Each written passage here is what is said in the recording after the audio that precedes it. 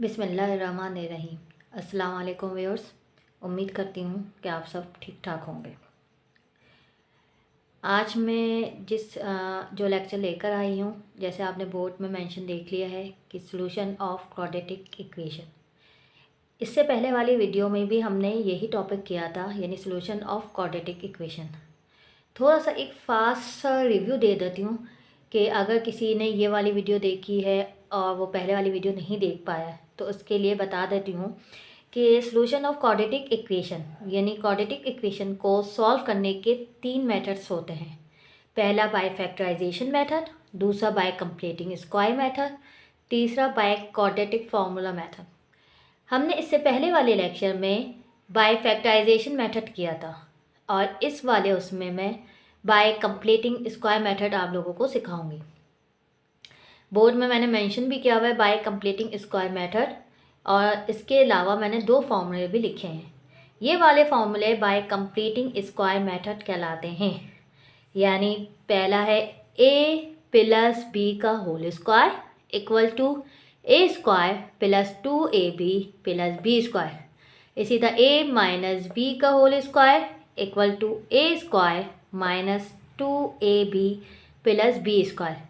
It is called completing square formula. यानी इस फॉर्मूले के थ्रू हम जो है अपना क्वाड्रेटिक इक्वेशंस को सॉल्व करेंगे, ठीक है। और जो है यानी हमारे पास इस वाले उसमें हमें टर्म अपनी लानी है, उसके बाद इसको हम इसमें कन्वर्ट करेंगे। तो हमें मेंशन ये होना चाहिए कि हमारे पास जो पूरा सॉल्व यानी जो आंसर हो हमारे पास, यानी जो हमारे पास लास्ट वो आए वो इस वाली फॉर्म में है, हमें इस वाली फॉर्म में लाना है। अब उसको हमने किस तरह मेंशन करना है तो वो हम आगे चलकर देखते हैं, ठीक है। अब ये फॉर्मूले आप लोग को जहन में होने चाहिए। ये आप लोग ने पहले क्लासेस में भी पढ़े हैं, हमें बहुत इजी फॉर्मूले हैं, ये हम हर जगह इस्तेमाल करते हैं, तो इसलिए ये फॉर्मूले आपको याद होने चाहिए। इसके अलावा एक और तरीका होता है फॉर्मूले याद करने का कि आप अपनी जो कॉपी है उसके पीछे सारे फॉर्मूले लिख लें, ताकि जब आप एग्ज़ाम्स के लिए जाएँ या कभी कुछ ऐसा आपको एक फास्ट रिव्यू चाहिए हो फॉर्मूले का, तो आपने वो अपनी कॉपी को टर्न किया और वो सारे फॉर्मूले आपने एक दफ़ा पढ़ दिए, तो इस तरह आपके माइंड में वो सब रिकॉल हो जाता है और वो आपको ईज़िली आप जो है उसको फिर आप रिमेंबर यानी मेमोराइज़ भी कर सकते हैं और आप ईज़िली उसको यूज़ भी कर सकते हैं, ठीक है। तो उम्मीद करती हूँ छोटी सी टिप आप लोग के काम आएगी। अब हम क्वेश्चन की तरफ चलते हैं ताकि आपको मैं इसके सॉल्यूशन के method step by step सिखाऊँ।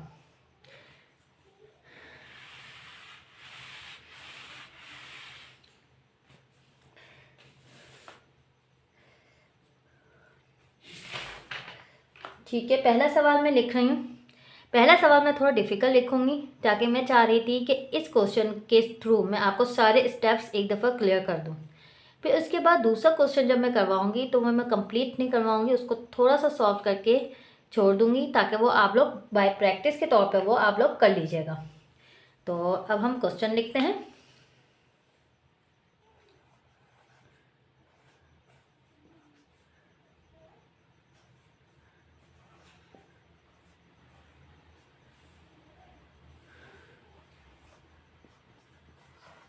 Question है 3x square minus 5x minus 3 equal to 0। अब देखिए क्वाड्रेटिक इक्वेशन सॉल्व करने के लिए मैंने इससे पहले भी आपको बताया था कि हमारे पास इक्वेशन स्टैंडर्ड फॉर्म में होनी चाहिए। अगर आप लोग को याद हो कि स्टैंडर्ड फॉर्म मैंने क्या बताई थी तो मैं आपको दोबारा यहाँ मेंशन कर देती हूँ कि स्टैंडर्ड फॉर्म क्या है। इस तरफ मैं लिख देती हूँ, बल्कि मैं लिख कर फिर मिटा दूँगी ताकि आप लोग को ax square plus bx plus c equal to 0 it is called the standard equation. हम जब क्वाड्रेटिक इक्वेशन सॉल्व करते हैं किसी भी मेथड के थ्रू, 3 मेथड जो मैंने आपको बताया उसमें किसी भी मेथड को हम यूज़ करना चाहें तो उसके लिए सबसे पहला काम हमारा क्या करना है कि हमें अपनी इक्वेशन इस फॉर्म में लानी है। अब आप चेक करें कि हमारी इक्वेशन जो है इस फॉर्म में है या नहीं। तो ये होता है स्टेप 1 कि आपने अपनी इक्वेशन को स्टैंडर्ड फॉर्म में लाना है, ठीक है। हमारी इक्वेशन जो है इस फॉर्म में है, ठीक है। अब दूसरा काम मैं दोबारा, अच्छा ये तो क्वेश्चन हो गया मेरा, अब इसका सोल्यूशन करना है। मैं सवाल दोबारा बता रही हूँ। Minus 5x minus 3 equal to 0 standard form में है, पहला स्टेप पूरा हो गया। सेकेंड स्टेप में अब आप देखिएगा, गौर से सुनिएगा, एक्स स्क्वायर के साथ 1 के अलावा कोई भी कोफिशिएंट हो तो पूरी इक्वेशन को उससे डिवाइड करवा देना है। यानी सिंपल वे में अगर मैं आपको समझाऊं कि एक्स स्क्वायर की टर्म को खाली छोड़ना है, यानी उसके साथ कोई नंबर नहीं हो। ठीक है, फर्स्ट स्टेप में हमेशा हमें ये रिमेंबर करना है, याद रखना है कि एक्स स्क्वायर की टर्म के साथ कोई नंबर नहीं हो, यानी 1 के अलावा कोई और कोफिशिएंट नहीं हो। जो भी कोफिशिएंट एक्स स्क्वायर के साथ होगा तो उसको हम पूरी टर्म के साथ डिवाइड कर देंगे। यहाँ क्या है, 3 है, तो 3 को हम सबके साथ डिवाइड कर देंगे।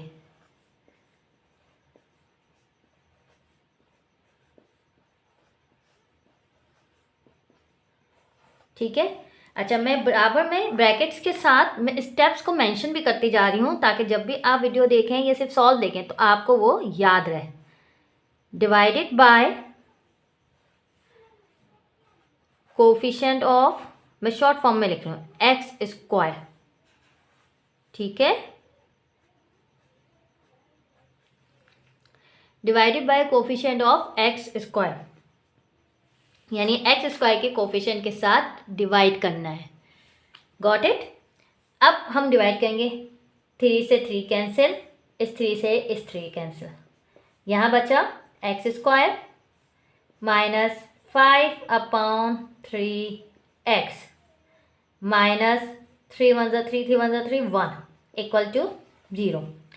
इसके बाद का स्टेप, जो कांस्टेंट टर्म है उसको हम राइट हैंड साइड पे ले जाएंगे। अगर वो ऑलरेडी राइट हैंड साइड पे है तो उस स्टेप को हम मिस कर देंगे, अदरवाइज हम जो भी कांस्टेंट टर्म है उसको हम यहाँ ले जाएंगे। ठीक है, यहाँ कांस्टेंट टर्म कौन सी है, -1, तो -1 जब उस तरफ जाएगी यानी राइट हैंड साइड पे जाएगी तो वो क्या हो जाएगा, +1। -1 को हम 0 की तरफ ले आएंगे तो ये क्या हो जाएगा, +1, और प्लस मेंशन नहीं करते इसलिए हम यहाँ पे लिखेंगे 1। आई होप कि यहाँ तक आपको समझ आ जाए होगा, आ गया होगा। अब इसके बाद हम अपना दूसरा स्टेप करते हैं जो मोस्ट इम्पॉर्टेंट स्टेप है मेरे हिसाब से, यानी असल जो हम कंप्लीटिंग स्क्वायर का मेथड करते हैं वो इसी वाले उससे करेंगे। ठीक है, तो ये वाला आप ज़रा गौर से समझिएगा। इस स्टेप में हम ऐड करेंगे both side, add on both side, दोनों तरफ ऐड करेंगे। मैं पहले भी बता चुकी हूँ, कोई काम जो है एक तरफ नहीं करते। बोथ साइड क्या ऐड करना है, 1/2 मल्टीप्लाई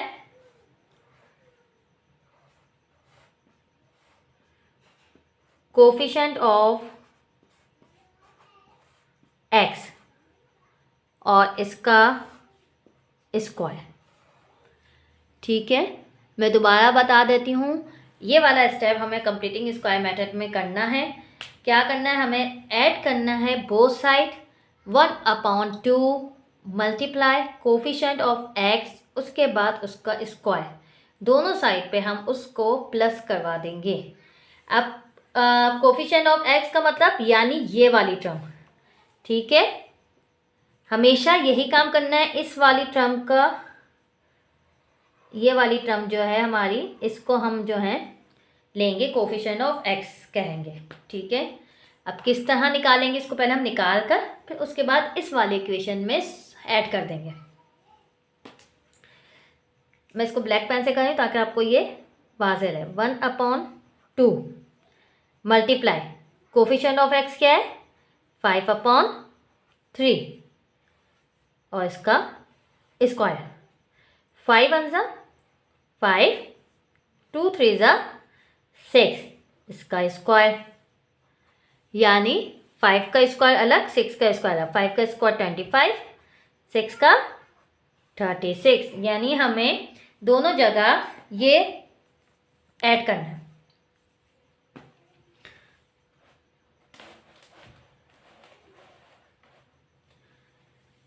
ये वाली टर्म थी एक्स स्क्वायर, इसको साथ हमने ऐड करना है,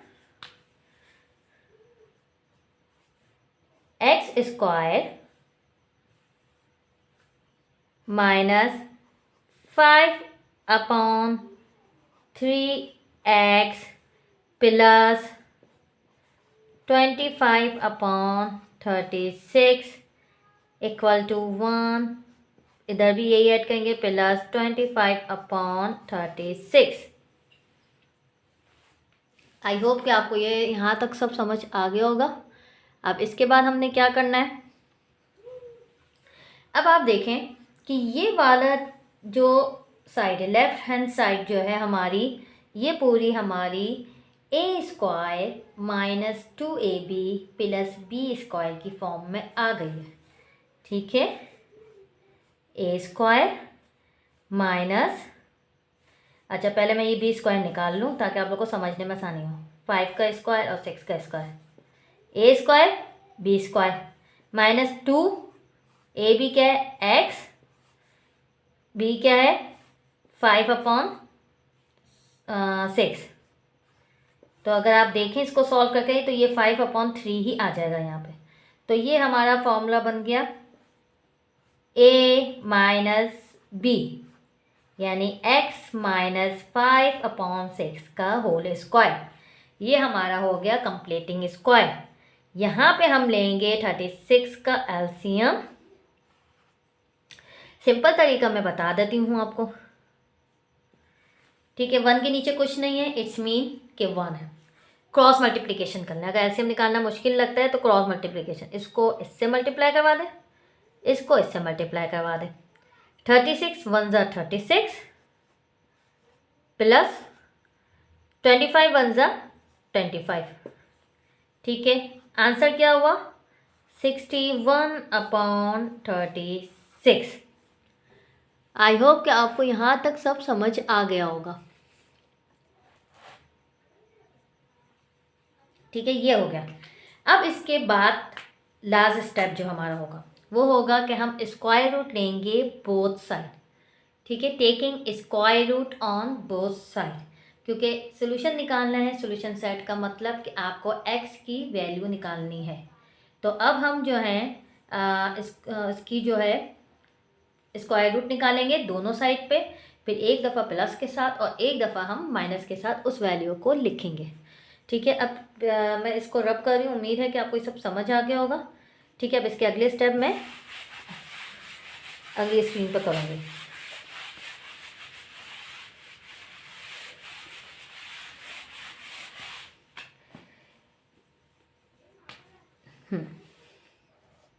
x माइनस 5/6 का स्क्वायर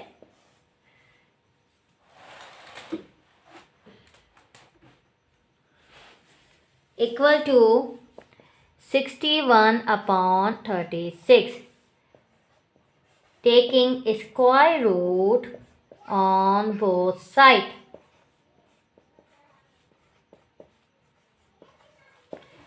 स्क्वायर रूट हमने लिया बोथ साइड पे,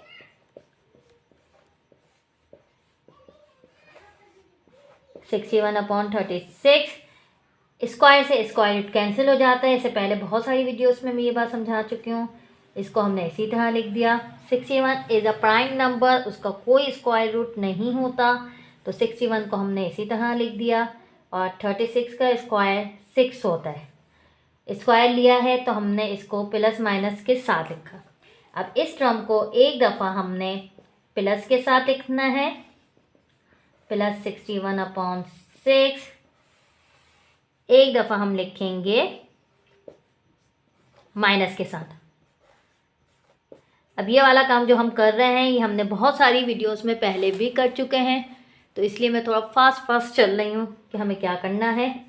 x को हम इधर लेफ्ट हैंड साइड पे रखेंगे, बाकी चीज़ों को हम उधर ले जाएंगे। माइनस 5/6 जब उधर जाएगा तो प्लस 5/6 होगा। दोनों के डिनोमिनेटर सेम हैं तो हम एक दफ़ा लिख कर ऊपर हम इस तरह लिख देंगे। क्योंकि एक टर्म स्क्वायर रूट में है तो ये मज़ीद सॉल्व नहीं होगी, आंसर को हम यहीं पे छोड़ देंगे। इसी तरह यहाँ पे भी करेंगे। माइनस का 61/6 माइनस 5/6 दूसरी तरफ जाएगा तो प्लस 5/6 हो जाएगा। दोनों का डिनोमिनेटर सेम है तो इसलिए हम एक दफ़ा 6 लिखेंगे।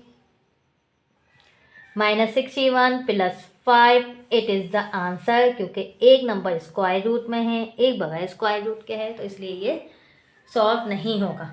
यही दोनों नंबर हमारे सॉल्यूशन सेट्स होंगे, यानी यही आंसर्स होंगे हमारे।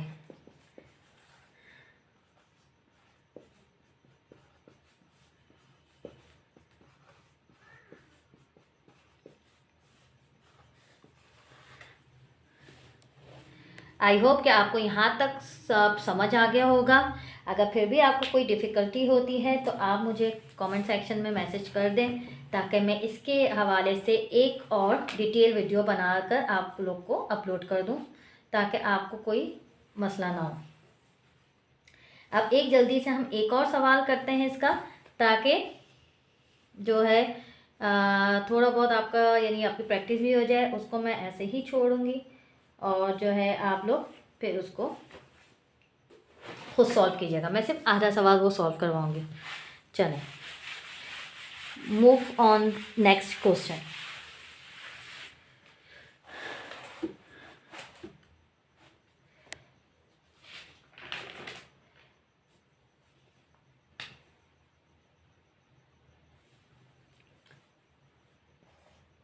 x² + 10x + 21 = 0। ये हमारा क्वेश्चन है, इसको हमने सॉल्व करना है। सबसे पहले हमने क्या देखना था कि क्वेश्चन हमारे पास स्टैंडर्ड इक्वेशन में है, तो आपने जल्दी से एक रिव्यू करना है। ax² + bx + c = 0। जी हाँ, यानी हमारी इक्वेशन स्टैंडर्ड फॉर्म में। सेकेंड स्टेप, हमें ये देखना है कि जो x के साथ का जो कोफिशेंट है वो 1 होना चाहिए, उसके अलावा कोई और नंबर है तो उससे डिवाइड करवाना है। अब हमने देखा x² के साथ जो नंबर है वो 1 ही है, यानी वो वाला स्टेप भी अब हम मिस करेंगे, क्योंकि वो x² के साथ कोफिशेंट 1 है, तो हमें डिवाइड करवाने की कोई ज़रूरत नहीं है। तीसरा स्टेप पे आएंगे। तीसरा स्टेप हम ये करेंगे, जो कांस्टेंट है उसको हम राइट हैंड साइड पे ले जाएंगे। +21 उस तरफ जाएगा तो -21 हो जाएगा। ठीक है, यानी हमने शुरू के 2 स्टेप किए, उसके बाद तीसरा स्टेप हमने ये किया कि कांस्टेंट को हम राइट हैंड साइड पे ले गए और ये -21 हो गया। अब हम जो मेन स्टेप है ऐड करेंगे। 1/2 मल्टीप्लाई कोफिशेंट ऑफ x का स्क्वायर, यानी ये क्या हो गया 1/2 कोफिशेंट ऑफ x। आप देख रहे हैं कि ये 10 है, 10 लिखेंगे, इसका स्क्वायर लेंगे।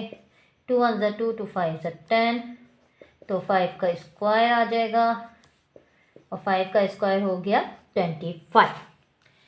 इस वाले 25 को हम दोनों नंबर्स के साथ यानी दोनों साइड्स पे हम प्लस कर देंगे।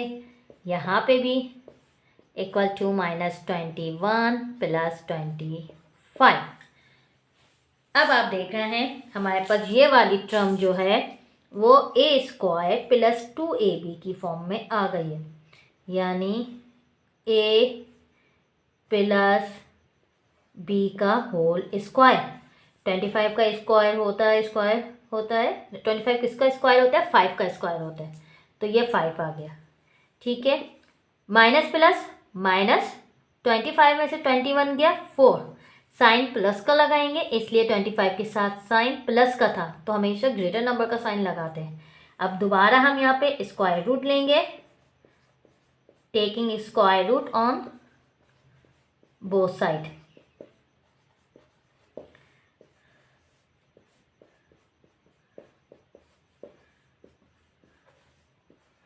ठीक है, इससे ये कैंसिल। x + 5 = ±4 का स्क्वायर रूट क्या होता है 4 का स्क्वायर रूट होता है 2। अब एक दफ़ा इसको प्लस के साथ लिखेंगे और एक दफ़ा माइनस के साथ। x + 5 = -2। Got it. अब इसके बाद आप सॉल्व करके सॉल्यूशन सेट्स निकाल लेंगे। एक का आंसर आएगा -7 और एक का आंसर आएगा -3।